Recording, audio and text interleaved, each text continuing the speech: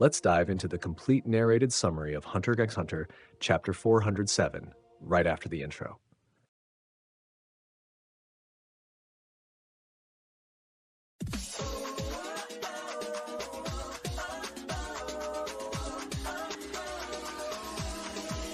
Hello everyone, welcome to the channel. Before we begin this video, don't forget to hit the like button, subscribe to the channel, and turn on notifications so you won't miss anything. Now, let's get into the video. Chapter title, Negotiations. Page 1. The chapter begins with Hulkenberg's funeral procession. As people watch, the coffin is carried up a long staircase. At the same time, we see the black whale, accompanied by a text box, Tuesday the 12th at 1 p.m. The scene shifts to the 4th Prince's soldiers who are having a conversation. Otachin says, "Borkson has disappeared?" Another guard responds, "Yes, her last communication was right before the funeral procession." Momoli comments, "That was about 30 minutes ago." Another guard suggests, maybe she received a sudden order, or she could be tracking someone suspicious. One guard observes, "We agreed to report anything unusual, not just during scheduled check-ins." Another adds, "If something had changed, there's no reason she wouldn't have contacted us." Momoli concludes, it holds, "All right, we should assume the worst then." Momoli, "Borkson was kidnapped, but by who and for what reason?" Another guard says, "She's a soldier, and we were on a mission. How could she have been taken without resistance or anyone noticing?" Page 2. Momoli says, "A group with multiple people. The more people working together, the easier the kidnapping."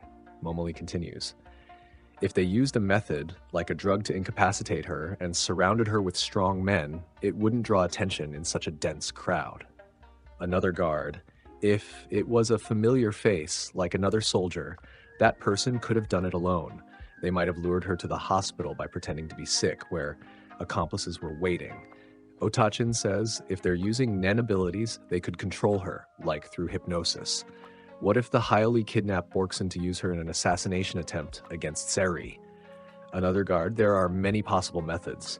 Then there are many possible methods, and in the worst case scenario, it's exactly as Momoli suggested. As Borkson anticipated, if one of us gets captured. Are we really okay with following the no contact for negotiations and no rescue attempt should be made idea?" Someone shouts, "Hey, you there! Why is everyone gathered? Keep a proper distance and stay alert. The special security warning is still in effect." Another guard, "Until perimeter security is completed, everyone needs to think and decide what to do." Pages 3, 4, and 5. The scene shifts to Morena and Borkson staring at each other. Morena is surrounded by Hyoli members. Morena says, "Welcome. This is the Hyoli's hideout." Borkson replies, "You must be Morena Prudo then. What do you want?" "I hope you'll become our ally. It's not mandatory, but there's a reason for it. Using an analogy, you're in a position like a compatible organ donor. No restrictions, 6 enemies around me, and my weapon has been confiscated." But she says, "Depends on the conditions. I can't remember anything. This isn't a typical kidnapping. It seems like they used some kind of power I don't understand." She says, "I can't give an immediate answer." Nen abilities. Morena says, "It's wise to avoid answering yes or no, but understand that the more I explain, the less likely our side can change what's coming." Borkson asks, "Is that a threat?" "Who knows? That depends on how you interpret it. I can't go into details, but the longer this drags on, the more dangerous it becomes for both sides. How convenient for you." You're not wrong, but you shouldn't expect any decency from criminals like us." Page 6. Then, holding some cards, Morena says, "And so, I've chosen the fastest way possible, one that also gives you some agency. This is my first and last concession. Let's settle this with a negotiation game." As she places the cards on the table, Morena explains the rules of the game. While placing the cards on the table, Morena says, "If you withdraw from this game, you will lose all freedom except the ability to say yes or no." Borkson replies, "For now, I will listen to the game's explanation." As she flips the cards, Morena explains, "It's a game where a parent makes a request to the child, and this continues until the child gives an answer. I, the parent, have 7 cards which are placed face up. On the cards, we see a bicep, Q and A, Q and B, yes, no, and R. She continues, you, the child, have 5 cards which are placed face down. The child first selects one of the parent's cards and the parent responds. Then that card is sent to the graveyard. Next, the parent selects one of the child's cards and reveals it. That card is also sent to the graveyard. This process repeats, and in the end, the last remaining card of the child determines the answer to the request.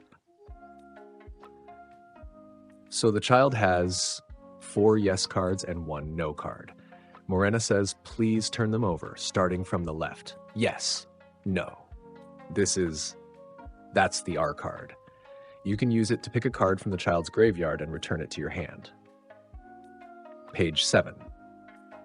In other words, if the R card remains in your hand until the end, you can exchange it for the card that gives you the answer you desire. We see Boren tense, flipping a card that reveals the Joker card. Morena then explains the Joker can turn into yes or no. If it's your last card, you can also use it to express your intentions. Boren says it's just for show, I think. Morena responds, why do you say that? You said earlier that if I refused to play, I would only be able to say yes or no, and all other freedoms would be stripped away. That means you're operating under the assumption of, I won't let you leave until you say yes, right? So what's the point of playing the game? Morena says to turn the next card. Once again, Boren looks to choose a card and then picks one. Page 8. The card revealed is the X card. Boren says, explains, the X card is neither yes nor no. It means you don't have to give an answer. So, if it's my last card, does that mean I can invalidate the whole game? Exactly. If you have the X card, you can leave without answering yes or no, and we won't force negotiations again, even if we have the opportunity to do so. I promise that. On the other hand, if another card leads to a yes or no decision, it must be fully resolved, and you will take complete responsibility for that answer. Do you agree to this? Page 10. You haven't even gotten halfway through the explanation yet? In that case, I can't give a definitive answer. From what I've heard so far, it's obvious this system doesn't favor me in any way. At first glance, only one of the 5 cards is a yes that forces you to follow the parent's request. Since there are more ways to say no and leave the game, it seems the child's side has the advantage. This is the first trap. Boren thinking, if I end up with the yes card at the end, it means becoming her ally, which is basically the same as being forced to obey all follow-up rules, a total defeat. And if I end up with the no card, it seems advantageous at first, but when the game starts, its true nature is revealed based on the parent's card explanations. Boren looking, the yes and the no, the explanations will reveal all the disadvantages. I could just say yes. Based on this, the R card and the Joker become irrelevant, leaving only limited options. This is the second trap. Looking at the cards, how many of these cards are in my favor? Honestly, it doesn't matter. In a system where you, as the parent, select my cards, you can cheat as much as you want. Morena says, very well. And the third trap, this is the worst of them all. I will now explain the parent cards. Morena then points to a card with an arrow inside a black circle. She says, the purpose card. If you choose this card, I will explain my purpose to you. The purpose of bringing you here and recruiting you as an ally. I'll try to be as brief as possible, but if you have any questions, I will explain everything. Please listen carefully. Pointing to the biceps card, Morena says, the power card. If you choose this card, I will explain my ability to you. Page 12, IT might be beyond your understanding, but I will explain my ability honestly without any deception. As long as it's about my ability, I will answer until you are satisfied. However, I must emphasize that the longer this drags on, the more dangerous it becomes for both sides. We see her pointing at the Q&A card. Morena says, the question A card. For any questions you have, however many, I will answer 3 times. Pointing at 2 cards, Morena says, but I will not answer questions about my purpose or ability. If you want to know about those, you will need to choose those cards. Pointing at the Q&B card, Morena says, if you want to know more about a question asked using the question A card, choose the question B card on your next turn. However, only the last question from question A can be used. So be careful about how you end question A. Borkson says, I understand I don't need the yes-no cards or the question cards. There's something I'd like to confirm about how we respond. Can I test it now? Morena says, let's hear it. Based on her gestures, expressions, and tone of voice, Borkson says, you won't cheat in this game. Yes or no? We see Morena, Volcante, and Gelato. Page 13. So you're suggesting we agree on a response standard for negative questions. It's definitely important to verify this in advance, since misunderstandings can happen. When someone asks something like, didn't you do that? There is a unique ethnic group where, when asked, didn't you do that? They respond, yes, I didn't. Normally, the speaker is considered the subject, so the answer would be, no, I didn't. But for some reason, in this culture, they see the questioner as the subject. Maybe it's a remnant of their warrior society or a virtue of their hospitable culture. Morena says, in certain regions where they live, it's said they even refer to others as myself. Volcante says, it's completely crazy, right, Yokotani? Sorry, I didn't even realize that was considered strange. The game seems to serve as both a recruitment rite and an interview process. She then asks, your answer then? No, I will not cheat in any way. I am my own subject. Understood? Borkson says, yes, this woman. What in the world? All right, let's move on to the yes and no cards. She's so adamant about not cheating. When you're down to your final yes or no card, I will explain in detail what happens next. If you want to know something before that, please select those cards. Based on her behavior and that of her subordinates, it's clear that she is the absolute master here.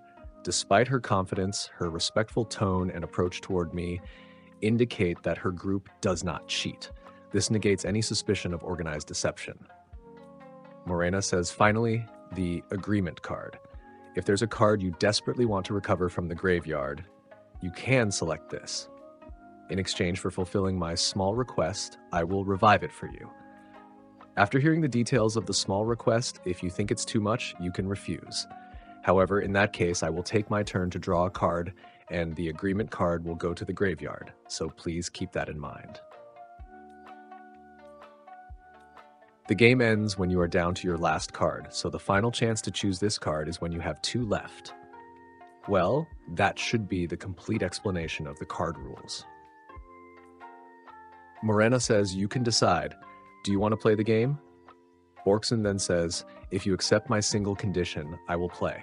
My condition is, I decide what to choose from the face-down cards on the child's side. If that's okay with you, that's fine.